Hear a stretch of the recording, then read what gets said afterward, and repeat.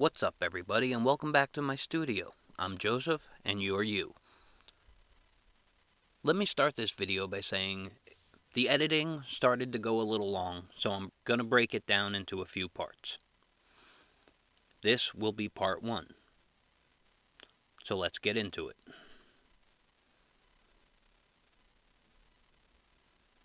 I'm starting off this drawing by filling in the center of the flower, which is the darkest part of the flower. I'm filling in the darkest part first because what I really want to do is be able to use this darkest part as a judge for the shading I plan on doing for the rest of the flower.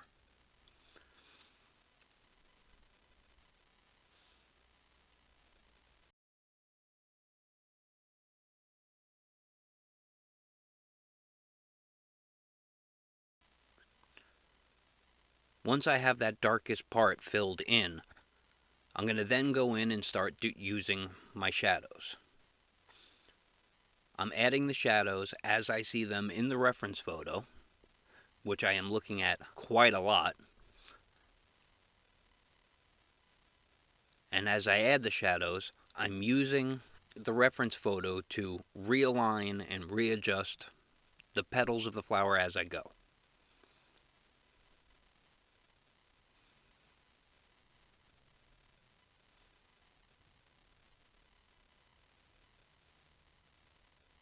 The original image of this flower, you can tell that each petal has its own unique shading, as well as the shadow from the petals above it.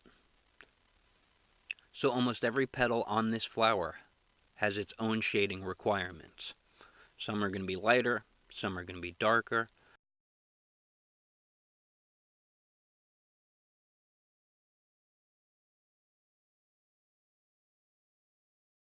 So what I'm doing here is basically just blocking in the most common undertone of the entire flower. I'm trying to leave all my whites white, and a little bit around the whites I'm trying to leave white too. If it's just an edge highlight, I'm going to make it a little bit thicker. I don't know yet whether or not this water-soluble graphite is going to bleed at all. I'm hoping it won't, but you never know.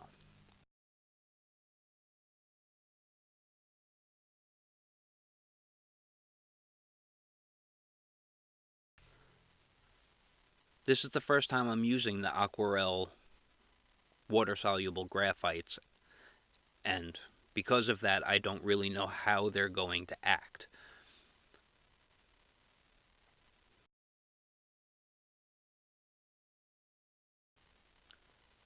I've done quite a few drawings in regular graphite, but this is definitely my first time using the Aquarelle.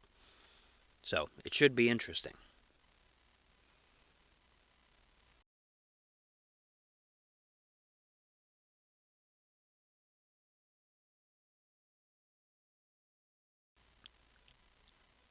As I continue along, I'm still redefining shapes.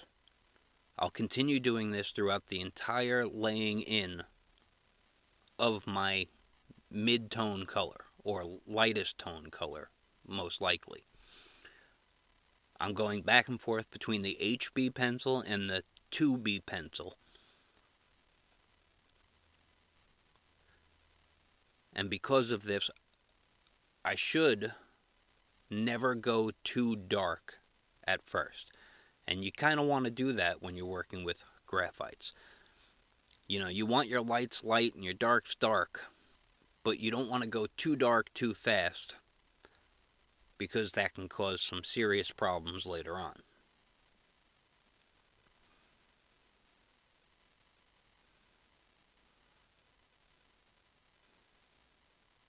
Again, you can see just there, as I redefine the edges of that petal,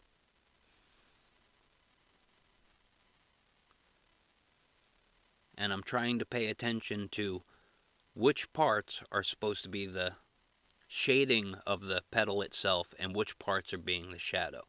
You always have to keep in mind what direction the light is coming from.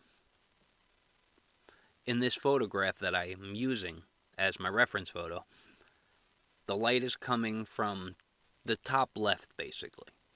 But there's also a reflected light from the bottom, which causes a little bit more of a shadow in the middle on the right side, the part above where I'm working on now.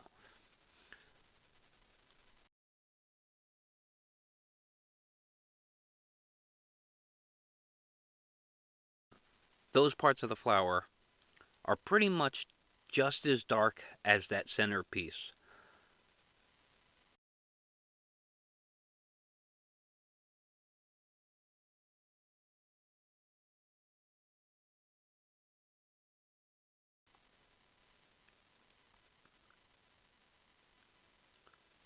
As I move outward here, I'm concentrating mostly on shape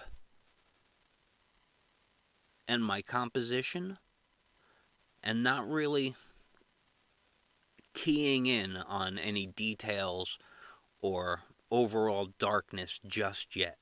Like I said, I'm blocking in the majority of the petals and their basic undertone color.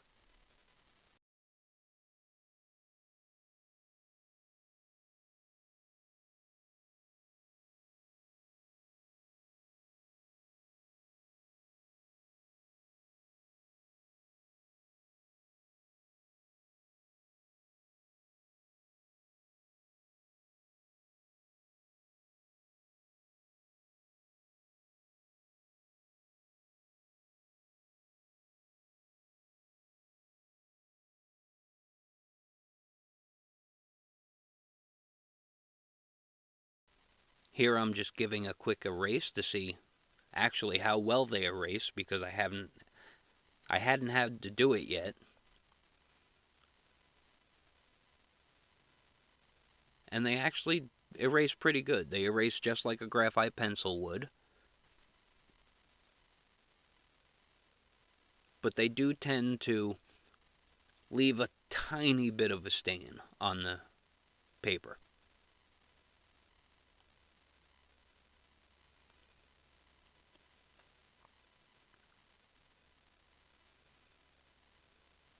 As I get down towards the bottom of the flower, this part of the flower is mostly in shadow, so I'm blocking in almost everything on the bottom except for a few spots where there are going to be some actually pretty bright highlights. Again, like you've heard before, and not even from me, you want your lights light enough and your darks dark enough, and planning for that is all part of the overall design.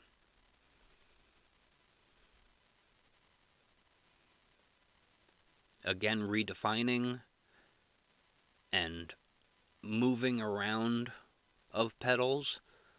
You know, your line drawing might not always be as accurate as you wanted it to, especially if you did a light line drawing. You might not have outlined all of the shadows and all of the petals, you know, because what you really want to do is just get it down on the paper so that you can use your reference photo and go from there. If you look closely at this video, you can actually see the very faint outline of the leaves on the edge of the flower. Now, the actual reference photo doesn't have those leaves in it, but they are leaves from a dahlia flower, which I added in just for the effect of it.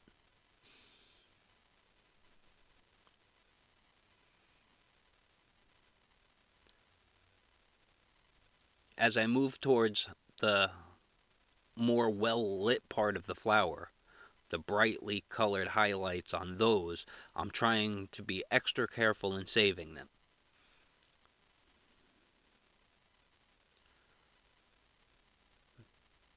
Those petals have very little shading and only a tiny amount of detail in the actual photo.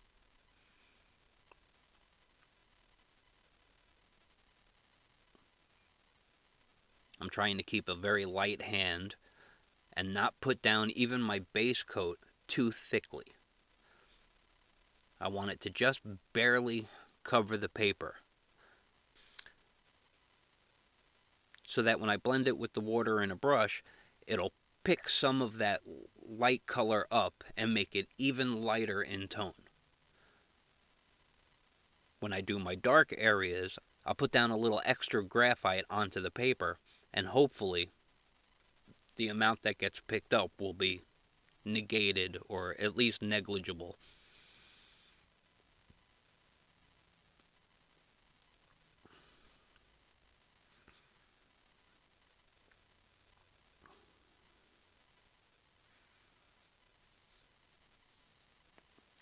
Always checking back to my reference photo, you can see that every now and then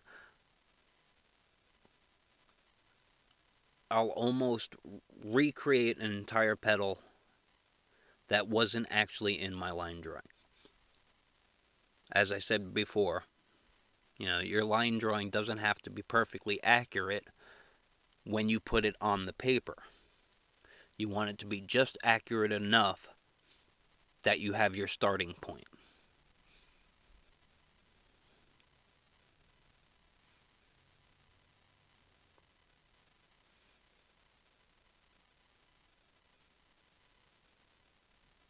Every now and then you can see that I do have a piece of tracing paper there. About halfway through this video, I do switch it over to glassine, as I had none left and had some on order, but it was taking a while. It finally came in, so I switched over to a piece of glassine. You'll also notice that I very often don't use it at all. Not because I don't want to, but because, you get carried away with drawing you're doing, and you're not really paying attention to where your hand is. I did create a few smudges by doing that, but again, these erase pretty well. So, I was able to remove some of those smudges. As you can see, I realized what I was doing, and I just put my hand back on top of the tracing paper. As I continue to define the overall shapes of the flowers, I'm also looking to make sure I know where my depth is going to be. Some of the shadows are flat, some of the shadows have a lot of depth to them. So I'm trying to key in little reminders to myself that when I do go in for the detail later, like this is where the shadow is going to go, and this is where it's going to be deepest. And by deep, I mean how some petals rest right on top of another petal, and some petals float above the other petals based on where they are in space.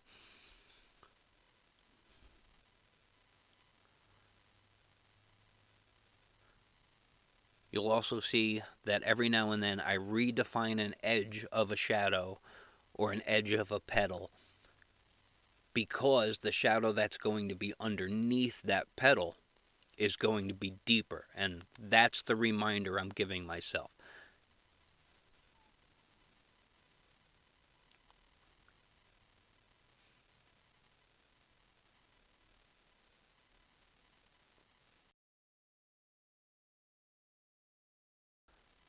In this particular video, I'm only concentrating on the petals. I'm not going to touch the leaves at all.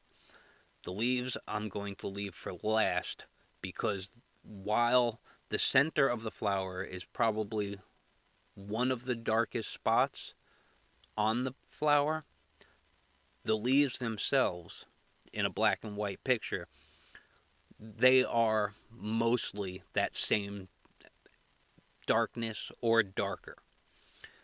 They have a lot of variation in them, so some parts are darker than others, some have a shadow on them, but that's about it.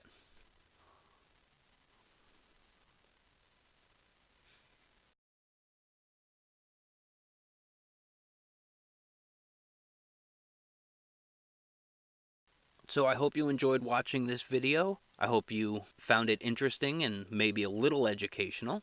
Please, if you like the video, hit the like button, hit subscribe, ring the bell, and come back whenever I post a new video. I'll probably have part 2 up in about a week, I hope.